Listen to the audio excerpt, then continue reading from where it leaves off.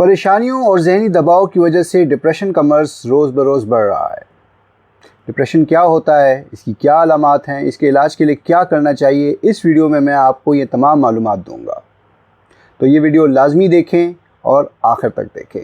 حکیم صاحب چینل پر خوش آمدید۔ اس چینل میں میں آپ کو طب یونانی اور قدرتی طریقہ علاج کے بارے میں معلومات دیتا ہوں۔ تو آئیں وقت ضائع کیے بغیر اس ویڈیو کو شروع کرتے ہیں۔ تو سب سے پہلے یہ سمجھنے کی کوشش کرتے ہیں کہ ڈپریشن اصل میں ہے کیا۔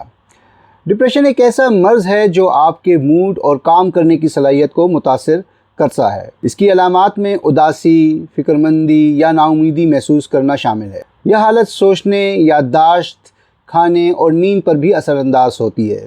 ویسے تو ہر انسان کی زندگی میں تھوڑی بہت اداسی کا آنا ایک معمول کی بات ہے، لیکن ڈپریشن کا مطلب یہ ہے کہ آپ کم از کم 2 ہفتے یا اس سے بھی زیادہ دن تک اداس رہیں، خود کو کمتر یا بیکار محسوس کریں، اور اس کے علاوہ دیگر علامات جیسے نیند کے مسائل، روزمرہ کے کاموں میں دلچسپی کا کم ہونا، بھوک میں تبدیلی وغیرہ بھی موجود ہو۔ ڈپریشن آپ کے جذبات، ذہن اور جسم تینوں کو متاثر کر سکتا ہے۔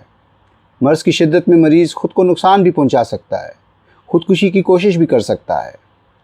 اب آئیں ذرا تفصیلاً یہ جاننے کی کوشش کرتے ہیں کہ اس کی علامات کیا کیا ہیں۔ ڈپریشن کی علامات میں سب سے پہلی علامت یہ ہے کہ آپ اداس محسوس کرتے ہیں، نا امیدی آ جاتی ہے اور ہر وقت فکر مند رہتے ہیں۔ دوسری علامت یہ ہے کہ آپ چیزوں کو انجوائے کرنا چھوڑ دیتے ہیں، ان سے لطف اندوز ہونا چھوڑ دیتے ہیں اور کسی چیز میں بھی آپ کو مزہ نہیں آتا۔ تیسری بات یہ ہے کہ آپ کو غصہ بہت جلدی آتا ہے، ہر چیز سے آپ تنگ ہونا شروع ہو جاتے ہیں۔ آپ کی بھوک میں بھی تبدیلی آ جاتی ہے، یا بہت زیادہ بھوک لگتی ہے یا بہت کم ہو جاتی ہے۔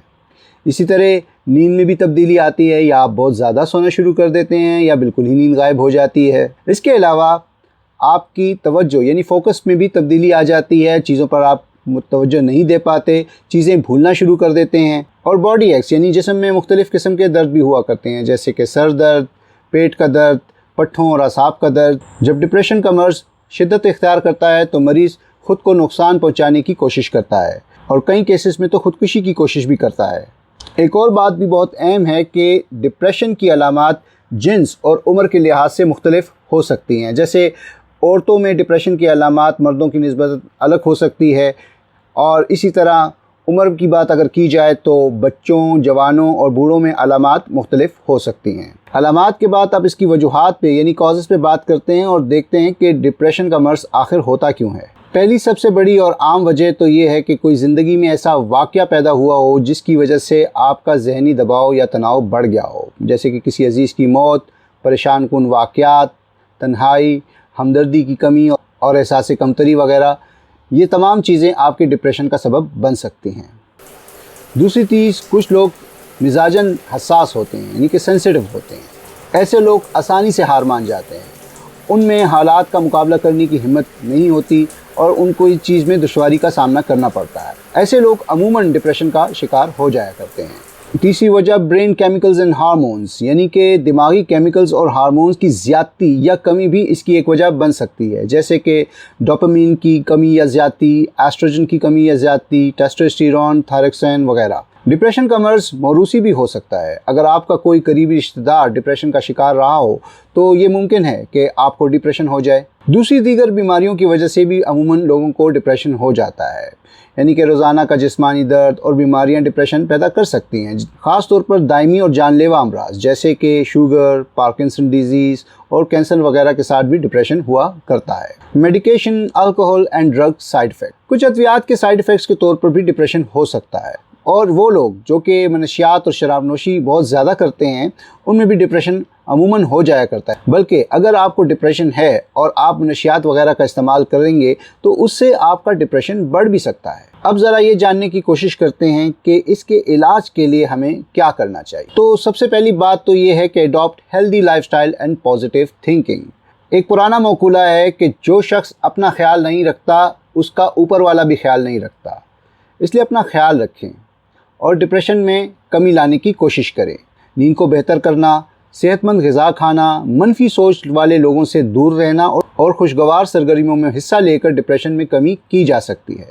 دوستوں اور رشتہ داروں سے ملتے رہیں اور تنہائی سے خود کو بچائیں۔ عبادات کریں، نماز باقاعدگی سے پڑھیں، तिलावत कुरान पाक करें, अस्कार करें और सबसे बढ़कर ये कि तवक्कल करें, हर चीज़ अल्लाह पे छोड़ दें, सब्र और शुक्र से काम लें। मेडिटेशन यानी मुराकबा, इबादत के साथ साथ मुराकबा, जिसे अंग्रेज़ी में मेडिटेशन भी कहते हैं, भी लाजमी करें। ज़हनी तनाव, बेचैनी और गुस्सा डिप्रेशन की एक बड़ी वजह है। मुराकबा इन्हें काबू करने में मदद करता है। तहकीकात से ये बात साबित होती है कि मुराकबा डिप्रेशन को कंट्रोल करने में काफ़ी मौसर है। मेडिटेशन कैसे करते हैं, इससे मुताल्लिक कई वीडियोस आपको इंटरनेट पर मिल जाएंगी। एक्सरसाइज यानी कि वर्जिश, कम से कम 30 मिनट से लेकर 1 घंटे तक रोज़ाना सुबह किसी बाग या खेत में वर्जिश करें। वर्जिश आपके जिस्म में एंडोर्फिन्स की पैदावार को बढ़ाती है, जो कि आपके मूड को बेहतर बनाने वाला हार्मोन है। अवॉइड अल्कोहल एंड ड्रग्स, मनशियात, शराब नोशी और सिगरेट नोशी जैसी चीज़ों से ख़ुद को बचाएं। ये चीज़ें डिप्रेशन में इजाफ़ा कर सकती हैं। साइकोथेरेपी, जिसे टॉक थेरेपी भी कहते हैं, में इंसान किसी माहिर नफ्सियात से बात करता है ताकि उसके नफ्सियाती मसाइल की वजूहात को ढूंढा जा सके और उन पर काबू पाने के लिए लाएअमल बनाया जा सके। साइकोथेरेपी की कई अक़साम हैं जो कि डिप्रेशन को कंट्रोल करने में मदद कर सकती हैं। मेडिकेशन यानी अद्वियात का इस्तेमाल, डिप्रेशन को दूर करने के लिए अद्वियात का इस्तेमाल भी किया जा सकता है। अगर हम तिब्ब यूनानी की बात करें तो इसमें डिप्रेशन को कंट्रोल करने के लिए आसाब को ताकत देने वाली ग़िज़ाएँ और अद्वियात दी जाती हैं। ग़िज़ाओं में मग़ज़ियात जैसे बादाम, अखरोट वग़ैरह और ताज़ा फल दिए जाते हैं, जबकि अद्वियात में जवार शाही, शरबत अहमद शाही, माजून निजाह, खमीर गौज़ुबान जवाहरदार वग़ैरह शामिल हैं। इसके अलावा सर पर किसी ऐसे तेल की मालिश भी की जाती है जिससे खुश्की दूर की जा सकती है, जैसे कि कद्दू, बादाम और तिलों का तेल।